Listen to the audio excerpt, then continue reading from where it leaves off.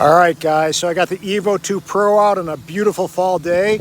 Just so you guys know, it's really windy out.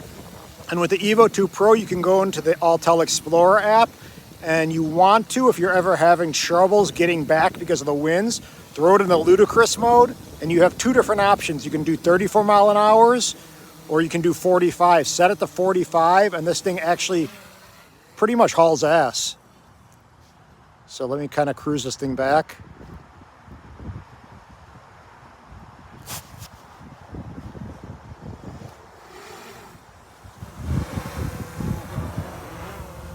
So as you see, I'll cruise by a little quicker.